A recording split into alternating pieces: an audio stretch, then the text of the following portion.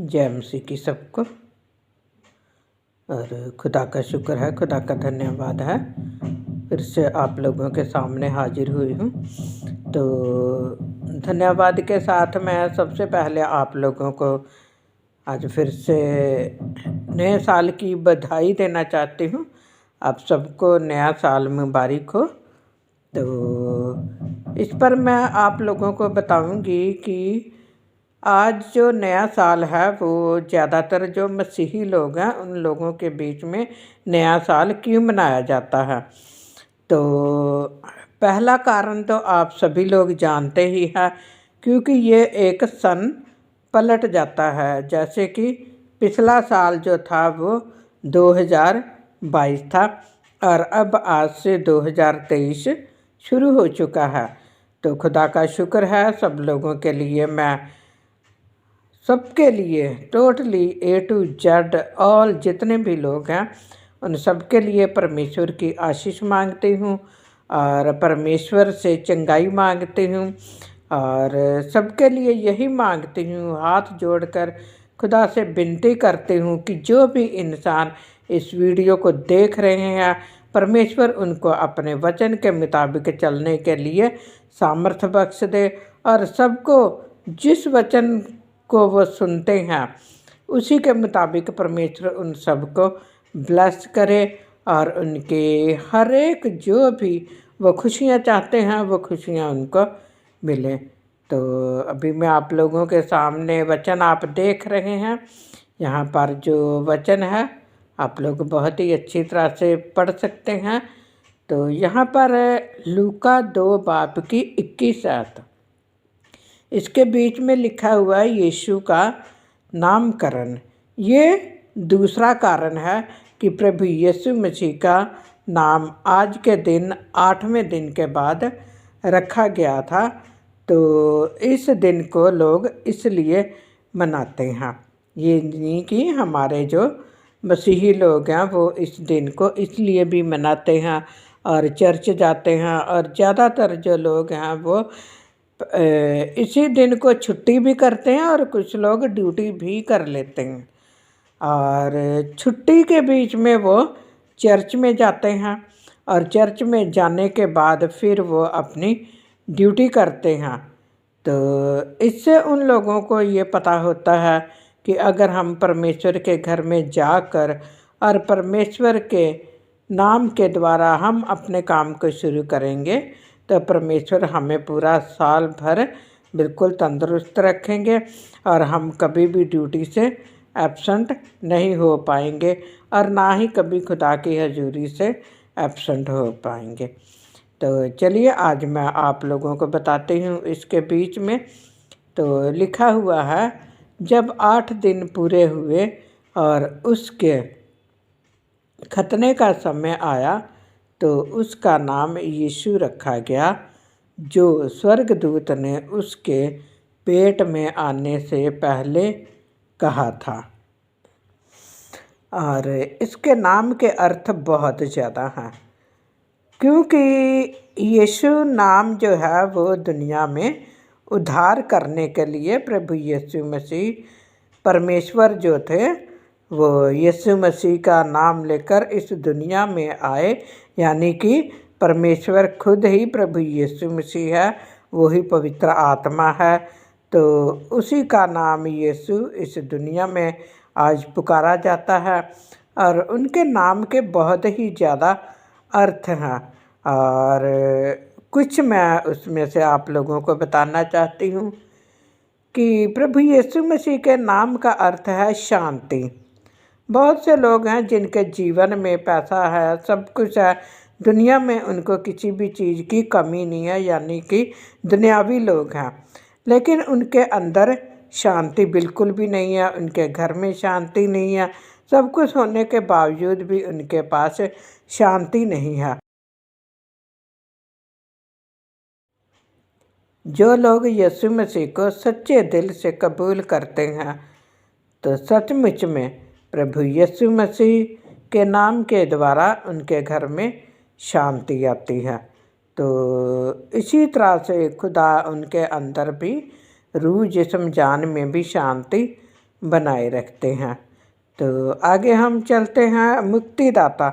मुक्तिदाता का मतलब है कि जितने भी लोग आज़ाद नहीं हैं, जितने भी लोग फंसे हुए हैं, चाहे वो अंधकार में हैं, चाहे वो कहीं भी किसी बंधन में फंसे हुए हैं, तो परमेश्वर उन लोगों को मुक्ति देते हैं और प्रभु यीशु मसीह के नाम में उनको मुक्ति मिलती है। तो इस तरह से और भी बहुत से कारण हैं, तो परमेश्वर उन सबको आज़ाद करते हैं, तो इसलिए इनको मुक्तिदाता भी कहते हैं। और आगे आता है आनंद। आनंद का अर्थ है कि जो लोग शोक में थे, जो लोग हर वक्त दुखी रहते थे, तो परमेश्वर ने उनके दुख को, उनके शोक को आनंद में बदल दिया और वो लोग हमेशा आनंदित रहने लग जाते हैं। तो आगे आते हैं बचाने वाला। बचाने वाला इसके बीच में आता है फिर से वही बात है कि जो लोग बंधनों में फंसे हुए हैं, किसी के गुलाम बने हुए हैं। बहुत से लोग हैं जो कि समय के गुलाम हैं और बहुत से लोग हैं जो कि नशा करते हैं, वो लोग नशे के गुलाम हुए पड़े हैं। तो इस तरह के जितने भी लोग हैं उन सब को परमेश्वर बचाने के लिए इस दुनिया में आया है, तो इसलिए उनको बचाने वाला भी कहा जाता है। तो आगे आता है छुटकारा देने वाला। छुटकारा देने वाला अर्थ है कि पापों से छुटकारा देना। बहुत से लोग हैं जो कि कई तरह के गंदे गंदे पापों में फंसे हुए हैं, लेकिन वो पाप से छुटकारा नहीं पाते और वो लोग छुटकारा पाना भी नहीं चाहते। और अगर वो प्रभु यीशु मसीह के वचन को बहुत ही अच्छी तरह से सुनते हैं, ग्रहण करते हैं, तो प्रभु यीशु मसीह उन लोगों को छुटकारा देते हैं। तो आगे आता है खुशी। और जो लोग कभी खुश नहीं हुए होते, उनके जीवन में सब कुछ होने के बावजूद भी उनके जीवन में कोई खुशी नहीं होती।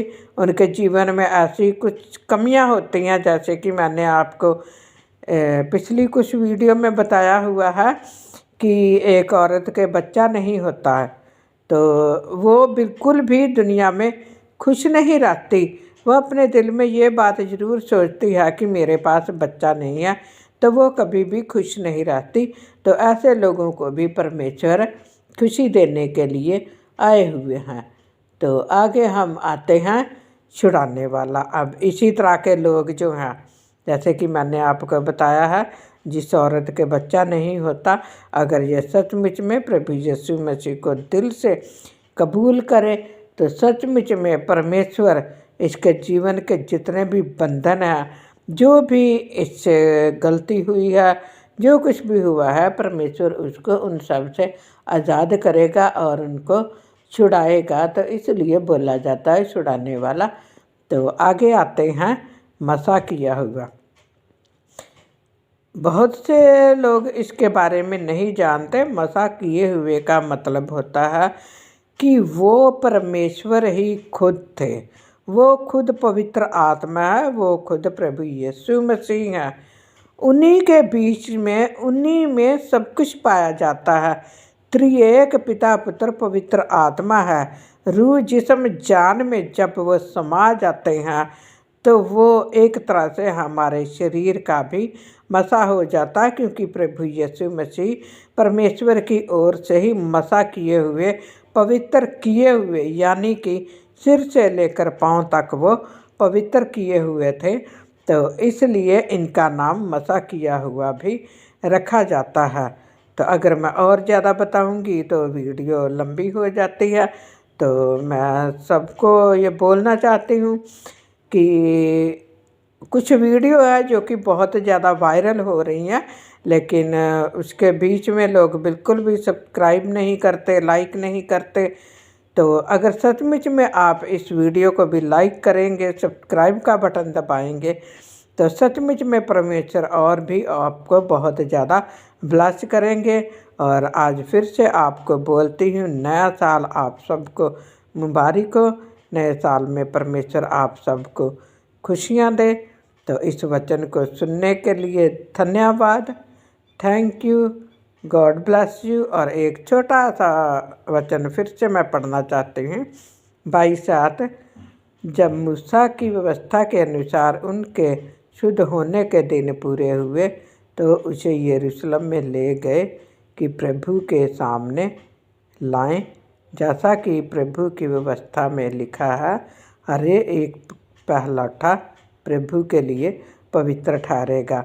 और यहाँ पर प्रभु यीशु मसीह जो हैं वो पहलौठे हैं, तो पहलौठे होने की वजह से उनको भी पवित्र करने का एक ये दुनियावी तौर पर एक ये निशान रखा हुआ है कि लोग इस बात को समझने वाले बने कि प्रभु यीशु मसीह को भी पवित्र किया गया, कि वह तो वैसे ही वो पवित्र हैं और पवित्र थे। तो ये सिर्फ इसलिए मैंने आप लोगों के सामने वचन पढ़ा है ताकि आप इसको और भी ज़्यादा गहराई से समझ सकें।